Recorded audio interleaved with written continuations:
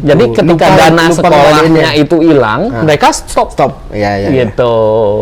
Karena pendapatannya tidak bisa mendongkrak OPEX-nya, operational expenses-nya, apalagi CAPEX-nya gitu ya. Makanya banyak sekali akhirnya ini. Makanya banyak kali yang tumbang. Iya. Nah, di balik yang tumbang itu ternyata setelah didalamin banyaklah kasus.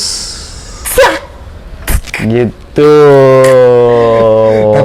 Tapi aku kaget waktu dengar Investory ya, kasus itu ya. Iya. Investory kasus ternyata kalau nggak salah laporannya yang di Financial engineering. apa namanya? Kalau dibedah, financial engineering namanya. iya, financial engineering. Jadi membedah itu kan sebenarnya laporan keuangan itu memang seninya ya. Seninya mau dibuat kayak gimana. Ya, orang itu cuma angka di atas kertas aja. Betul.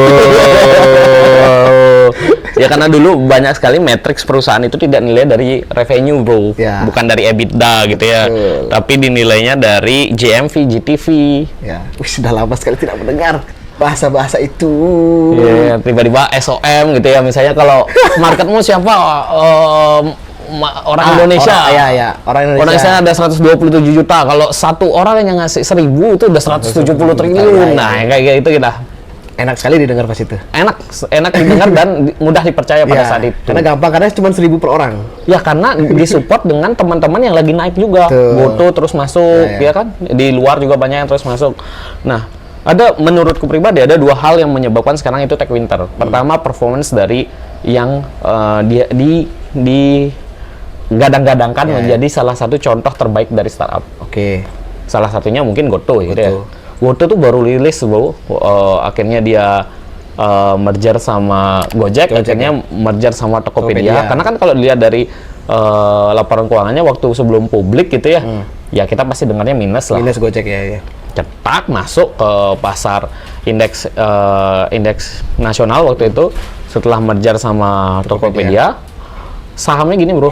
Jongklet. Gitu. Nah, ibaratnya yang investor kan kita suruh di masa depan kita kayak gini nih. Tapi ada yang sudah nyampe di masa depan tersebut tidak terlalu performanya terlalu tinggi gitu ya. Beda sama kayak bubble.com waktu dulu. Dulu kan pernah ada ada .com tuh. Jadi memang langsung melejit. Terus sekarang nih. Oke lah, tech winter seperti itulah. Mungkin sekarang udah lagi masa pemulihan apa gimana? Sekarang ini masanya gimana? Kan dia masih jadi startup. Waktu Goto itu nggak terlalu sudah pengurangan memang, tapi paling signifikan itu yang terakhir karena kan kita banyak teman-teman di startup tuh ya udah masih ada efficiency. Nah itu dia. Cetar gitu ya, efficiency keluar, gede kasusnya. Ya mulai lagi tuh turun tuh animonya tuh. Iya, persepsi investor, reputasi. Karena kan kalau investasi itu reputasi yang terpenting, bro. Reputasi bisnis unit. Sebenarnya kayak kita punya uang 10 juta nih, temanmu bilang 10 juta aku buatin tempat es teh, naik 20 juta kok. 30 juta kok. Tapi malah mencair esnya. Nah, ternyata sayang sekali di Indonesia harapan kita terakhir waktu itu Ivis gitu ya. Ivis agak drop. Ya bukan agak drop sih, kan sempat kasusnya besar. Itu menjadi salah satu dalam tanda kutip fraud. Fraud terbesar lah, startup terbesar di Indonesia kan. Nah, itu pun kalau kita mau bedah bisa gitu ya. Kebetulan aku baca tapi kayaknya nggak etis lah ya dibahas gitu ya. Tapi penting banget juga edukasi itu. Tapi kan yang paling apa ya, paling enak dibahas startup ini kan biasanya work culture-nya nih. Nah, work culture-nya ini yang sangat-sangat juga dibilang fleksibel sekali, tapi tekanannya Anda yang kerja di startup jangan bohong, tekanannya pasti membuat Anda cemas, tidak bisa tidur malam hari, ya kan? Walaupun pagi belum tentu jam 9 harus kerja, nggak penting jam 9 kerja. Tapi ya aku salah satu orang yang nggak setuju bahwa tekanan di startup itu lebih besar dibanding di korporasi. Oke. Kita bisa Nah, tapi ini cerita pengalaman gue.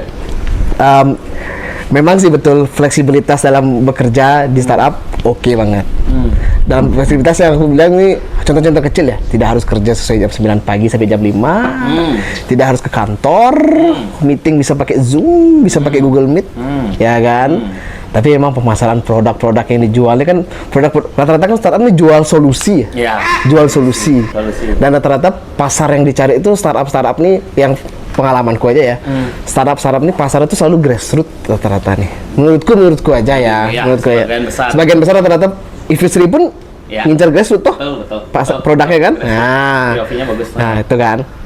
Nah, ini kadang tekanannya ini yang bagiku beda ya, karena mungkin aku di bidangnya sales mungkin ya. Jual produk yang super high tech. Nah, sekarang kalau jual yang nggak high tech, paham banget.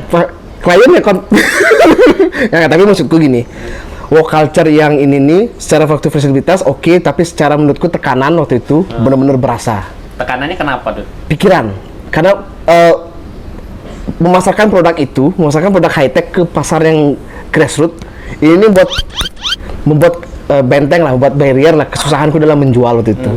Sedangkan tekanan dari kan kalau menurutku itu karena dua fungsi yang dilakukan, kan harus mengedukasi pasar, ya, baru kita harus penjualan produk. Ya, karena ya. penjualan produk tidak akan bisa dilakukan kalau market tidak tereduket. Betul. Beda kalau misalnya menjual motor gitu ya, market udah tahu motor itu apa.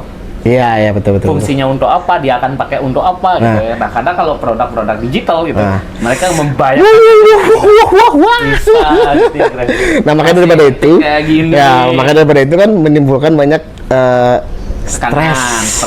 Stresnya tinggi anak-anak agensi Yeah. yang kerja di startup, terutama di agensi Anda semua ya kan beli di sana pasti tingkat stresnya tinggi sekali di sana. Nah, gimana beli orang yang sudah berkecimpung lama di startup, apa bukan solusi sih, apa tipsnya aja deh kerja di startup sebagai kayak aku lah.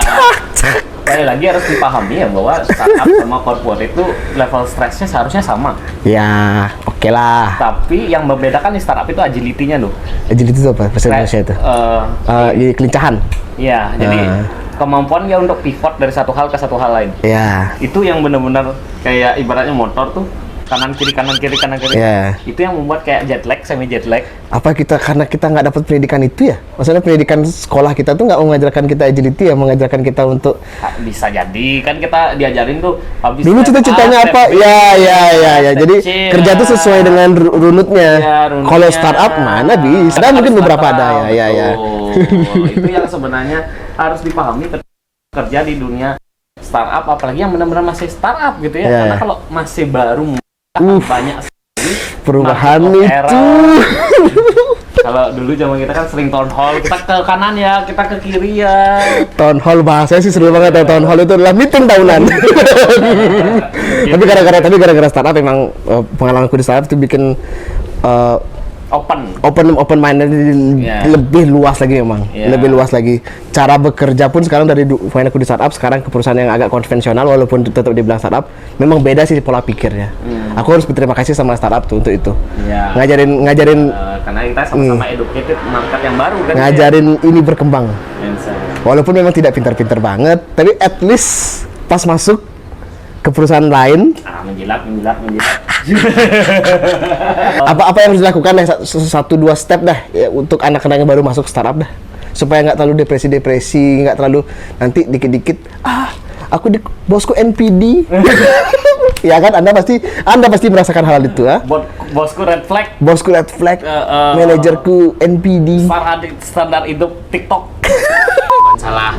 Bukan salah si Gen Z-nya yang banyak yang paling nas, tapi kalau generasi dulu dia nggak tahu mau masa dipublish di koran, bro.